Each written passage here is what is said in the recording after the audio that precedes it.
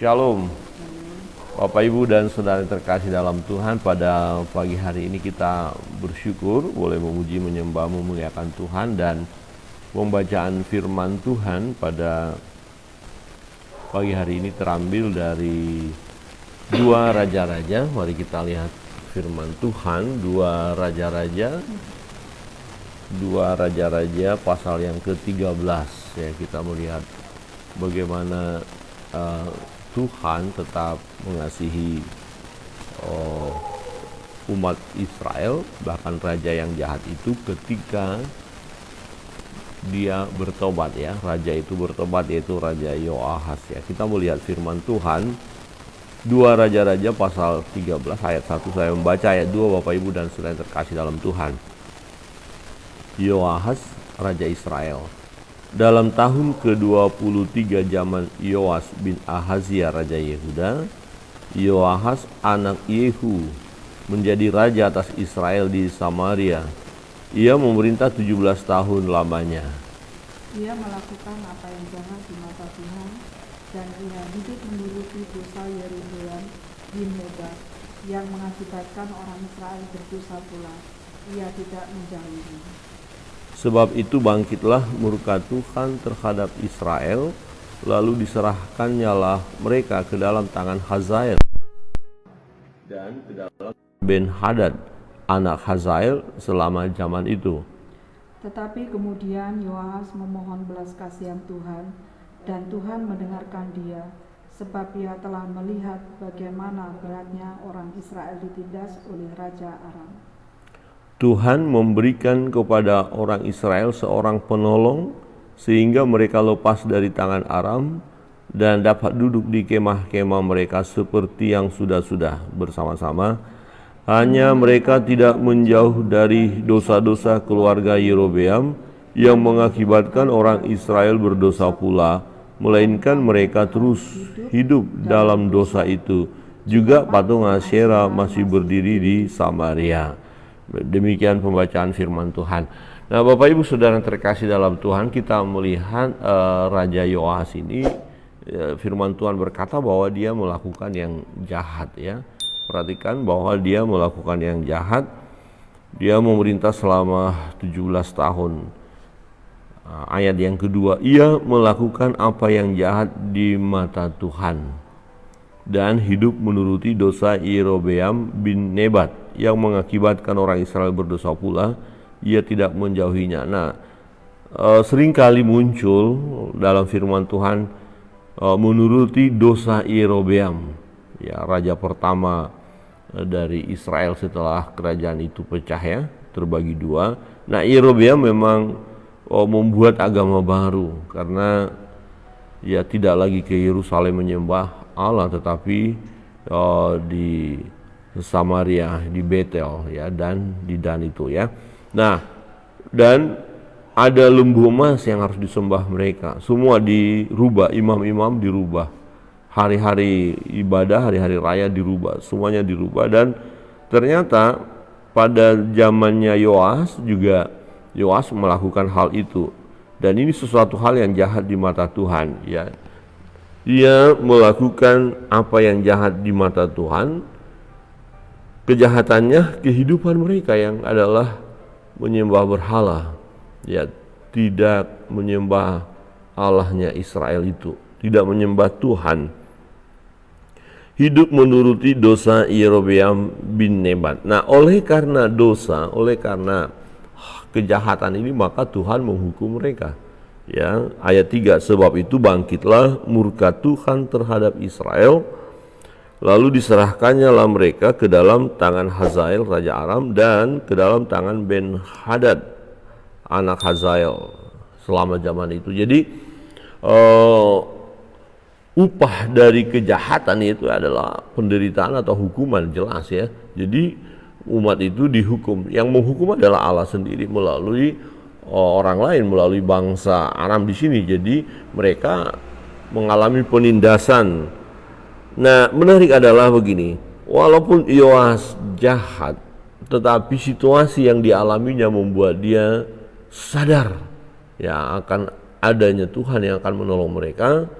Nah, sadar bahwa mereka sudah melakukan yang jahat, sadar bahwa mereka membutuhkan pertolongan daripada Allah yang Maha Kuasa, ya. Di ayat 4, tetapi kemudian Yoahas memohon belas kasihan Tuhan. Nah, sebelumnya kan tidak ada ibadah kepada Allah, tidak ada korban-korban kepada Tuhan, tidak ada.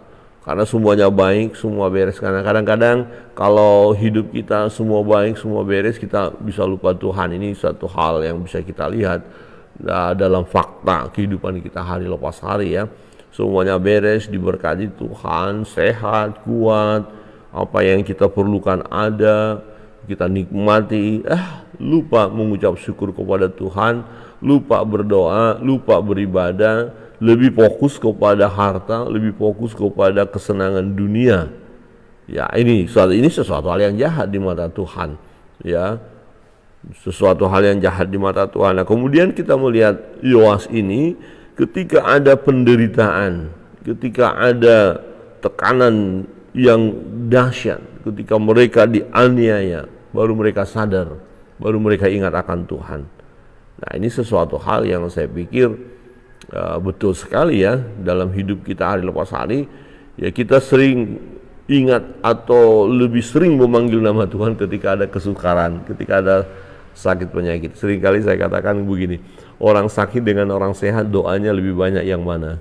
Ya, kita tahu bahwa orang yang sakit jauh lebih banyak doanya daripada orang yang sehat.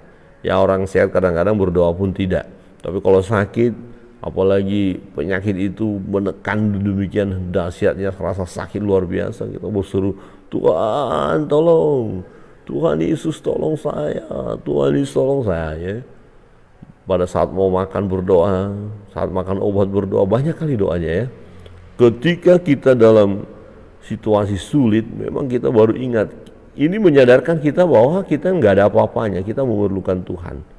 Apakah semua orang sadar bahwa dia memerlukan Tuhan? Tidak, saudara. Ketika dia kuat, sehat, hebat, dia tidak sadar bahwa dia memerlukan Tuhan.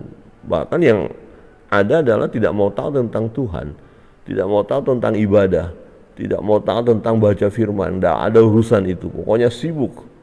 Ya, kalau dipilih ini ada kitab suci, Alkitab, kemudian ada ini cerita novel atau cerita apa yang disukai, pasti dia pilih ya cerita, bukan firman Tuhan.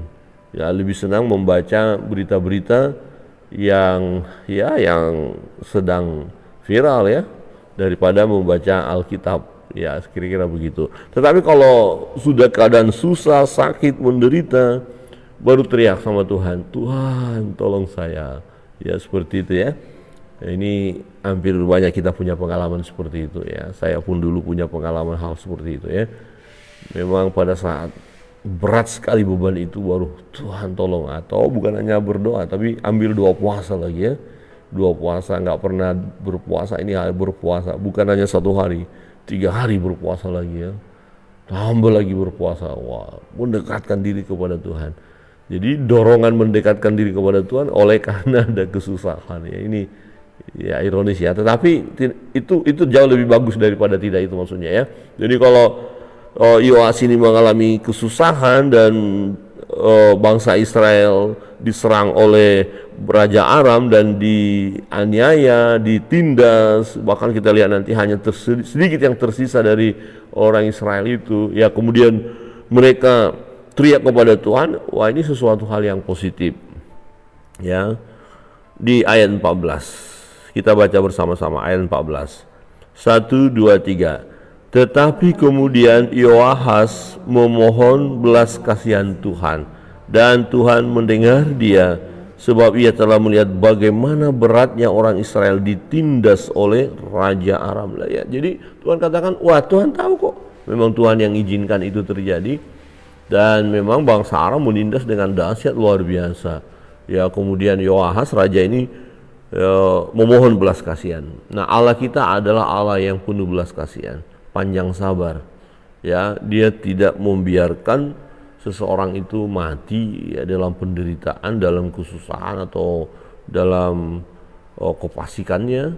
Ketika orang itu bertobat, dia ya berbalik, ya. Allah tidak lagi memberikan hukuman itu, tetapi mengasihinya. Tuhan ya dikatakan apa? Tuhan memberikan kepada orang Israel seorang penolong. Ya, tidak dijelaskan siapa ini, tapi Tuhan memberikan kepada orang Israel seorang penolong sehingga mereka lepas dari tangan Aram dan dapat duduk di kemah-kemah mereka seperti yang sudah-sudah. Jadi ada seorang yang menolong mereka. Nah, gambarannya kira-kira seperti waktu Goliat ya melawan bangsa Israel dan semua pasukan Israel tidak ada yang mampu menghadapi. Ada seorang penolong, siapa? Daud yang masih muda, ya kira-kira gitu. Jadi mengalahkan Goliat dan akhirnya Israel menang. Nah, di dalam pengalaman Yoahas raja Israel, teriakan mereka kepada Tuhan, memohon belas kasihan kepada Tuhan tidak sia-sia. Jadi Tuhan mendengarkan dia. Jadi gini, sejahat apapun hidup kita, ya, kalau kita bertobat, tangan Tuhan terbuka. Ya, tangan Tuhan terbuka. Mari. Jadi Tuhan tidak berkata, kamu jahat banget, dosamu ini, kamu udah lakukan ini, dihitung semua dosa kita, ini terlalu berat dosamu, udah, kamu nggak boleh dimaafkan, kamu harus mati saja dalam dosa-dosamu, masuk neraka kamu sudah. Oh enggak seperti itu. Ya kadang-kadang kita umat manusia ini yang batas pengampunannya sangat minim sekali ya. Ya kamu lakukan lagi kesalahan, ini kamu ini lagi, kamu lagi dosa itu lah. Kemudian orang itu minta maaf, nggak usah. Dasar manusia seperti ini kok, nggak usah dikasih peluang. Wah, kalau Tuhan begitu bagaimana kita ya? Jangan kasih peluang kepada dia untuk menikmati hal yang baik. Oh tidak, perhatikan, Tuhan memberikan kepada orang Israel seorang penolong. Jadi Tuhan mendengar, Tuhan punya cara untuk menolong bangsa Israel. Tuhan punya cara untuk menolong Raja Yoahas. Raja Yoahas yang tadinya melakukan hal yang jahat di mata Tuhan, dia berbalik. Ya, dia bertobat, dia berseru kepada Tuhan, dan Alkitab berkata apa? Tuhan mendengar dia. Tuhan mendengar seruan orang-orang yang bertobat. Masa lalu kita sekelam apa, segelap apa, sejahat apa, ya itu tidak diperhitungkan oleh Tuhan kalau kita bertobat. Kalau kita datang kepadanya merendahkan diri dan memohon belas kasihan daripada Allah, maka Allah akan memberikan belas kasihannya yang tak terhingga itu kepada kita. Amin. Dia mengasihi kita. Oke lah, melalui kesalahan kita yang ada disiplin, ada teguran dari Tuhan, ada penderitaan. Ya, ini yang dialami Yoahas kan. Oh tadinya hebat, jahat, tapi kan dihajar oleh Tuhan. Ya jelas tadi Tuhan menghajar mereka. Nah kemudian terjadi pertobatan, ya berubah, kemudian datang kepada Tuhan, memohon belas kasihan, tangan Tuhan turun untuk menolong mereka.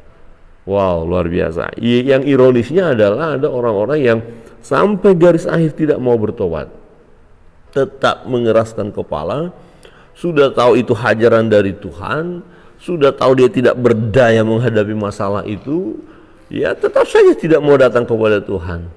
Bahkan malah datang kepada kuasa-kuasa lain, penyembahan berhala. Ini sangat menyedihkan sekali. Padahal tujuan Tuhan yang mengizinkan terjadi penderitaan itu, kesukaran itu, supaya orang itu bertobat, supaya orang itu datang kepada Tuhan. Jadi itu hanya mengingatkan mereka bahwa ada Tuhan yang akan bisa menolong, atau mengingatkan mereka kita salah di hadapan Tuhan. Jadi kalau kita mengalami kesusahan, bisa saja itu disiplin dari Tuhan karena ada kesalahan kita. Yuk bawa sadar gitu loh. Oh iya Tuhan, ampuni saya sudah berdosa kepada Tuhan. Nah, mohon pengampunan gitu loh. Tapi manusia kadang-kadang ya ini hati manusia kita ya. Ini nggak usah tetap aja nggak mau. Oh ada orang yang mengatakan, bro, Pak, Ibu, Sis, bertobat, datang kepada Tuhan, mengakulah mungkin ada dosa yang kau lakukan sehingga kamu mengalami enggak, saya beres, enggak ada masalah, enggak ada, pokoknya beres-beres saja. Wah udah, tidak memberi diri untuk datang kepada Tuhan. Nah akhirnya mati di dalam penderitaan yang dahsyat. Ya tetapi Yoahas datang kepada Tuhan. Ini bagus sekali ya, ini perlu kita teladani. Ada hati yang merendah di hadapan Tuhan. Ada pertobatan, ini yang dicari oleh Tuhan. Orang-orang seperti ini, kalau berbicara tentang kejahatan, wah udahlah, banyak manusia-manusia jahat sekarang. Dulu pun kita jahat, atau sekarang juga kita masih jahat kok. Siapa di antara kita yang sudah merasa diri sudah sempurna? Kan tidak ada.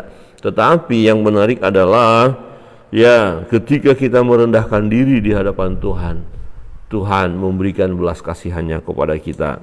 Memberikan belas kasihan, ya. Tuhan memberikan kepada orang Israel seorang penolong sehingga mereka lepas dari tangan Aram dan dapat duduk di kemah-kemah mereka seperti yang sudah-sudah. Ya, memang tidak sempurna. Kalau kita lihat, ada saja kelemahan daripada bangsa ini. Di ayat 6, hanya mereka tidak menjauhkan dari dosa-dosa keluarga Yerobeam yang mengakibatkan orang Israel berdosa pula, melainkan mereka terus hidup dalam dosa itu. Juga patung Asyera masih berdiri di Samaria. Jadi sangat ironis sekali memang. Sudah ada pertolongan Tuhan, kok nggak tuntas ya. Nah, ini kelemahan kita secara manusia. Kadang-kadang nggak berani tuntas gitu loh. Ya, sekali mau ikut Tuhan, ikut firman Allah. Ya, jangan lagi penyembah berhala, jangan ke dukun, jangan ke paranormal, ya. Jangan datang kepada kuasa-kuasa lain, mestinya kan begitu. Tetapi fakta yang terjadi ya, tetap mendua, ya. Dan nanti kita melihat bahwa bisa ada hukuman baru lagi yang datang kepada mereka. Nah, Bapak Ibu Saudara yang terkasih dalam Tuhan, nah dalam bagian ini kita belajar dari kebenaran firman Allah, peristiwa yang dialami Raja Yoahas. Dia memang jahat, tetapi yang menarik adalah dia memberi hati, ya. Dia merendahkan diri di hadapan Tuhan dan memohon belas kasihan Allah. Jadi sejahat apapun kita, tangan Tuhan selalu terbuka. Manakala kita bertobat, ya, Tuhan tidak akan menolak kita. Ya, percayalah, Tuhan tidak akan menolak kita sesuai dengan firman Allah. Firman Allah mengatakan bahwa Dia tidak akan pernah menolak kita kalau kita datang kepadanya. Jadi mari datang kepada Tuhan, serahkan hidup kepada Tuhan, dan mari kita berjuang dalam hidup ini. Kalau kita sudah mengalami berkat Tuhan, mengalami pemulihan, mengalami pertolongan Tuhan, ya, berjuanglah kita semurni mungkin hidup di hadapannya. Hal-hal yang melekat di dalam diri kita, ya, yang tidak sesuai dengan firman Allah selama ini, mari kita kikis. Rasul Paulus katakan apa? Matikanlah, matikanlah, matikanlah. Ini perjuangan kita. Dan dengan memohon pertolongan dari Roh Kudus, maka kita bisa mematikan keinginan-keinginan daging, melepaskan dari keterikatan-keterikatan dunia itu, melepaskan dari keterikatan-keterikatan kuasa kegelapan itu. Percayalah, kita bisa, ya, karena manusia batiniah kita terus dibaharui dari hari ke hari. Manakala kita mau datang kepada Tuhan, membaca kitab suci, ya, merenungkan firman itu siang dan malam, berdoa, memohon terus kepada Allah, ya, bersekutu bersama orang-orang seiman, ini akan menolong kita untuk akhirnya kita hidup benar di hadapan Tuhan. Kiranya kebenaran firman Tuhan ini menolong kita dalam setiap perjalanan hidup kita. Mari serahkan hidup kepada Tuhan. Dia memberi yang terbaik bagi kita. Dia menolong kita saat kita lemah, saat kita tidak mampu berbuat apa-apa lagi. Dia sanggup memberi yang terbaik bagi kita. Tuhan Yesus memberkati kita. Mari kita datang kepada Tuhan di dalam doa-doa kita. Apapun yang menjadi beban pergumulan Bapak Ibu Saudara, buka hati, merendahkan diri di hadapan Tuhan, dan memohonlah belas kasihan Tuhan. Maka Tuhan akan memberi pertolongannya kepada kita. Bagaimana cara Tuhan menolong kita? Itu urusan Tuhan, bukan urusan kita. Urusan kita adalah percayalah. Seperti Yoahas yang datang kepada Tuhan memohon belas kasihan Tuhan, maka Tuhan memberikan belas kasihannya. Dan percaya apa yang menjadi pergumulan kita, beban hidup ini, apakah sakit, penyakit, keuangan kah, pekerjaan kah, masalah rumah tangga, apapun itu, ya, mari kita bawa kepada Tuhan. Doa orang benar apabila dengan yakin didoakan besar kuasanya. Jadi kita minta dengan sungguh-sungguh, dengan penuh kerendahan hati, Tuhan akan memberi kepada kita. Tuhan memberkati kita. Kita naikkan satu pujian.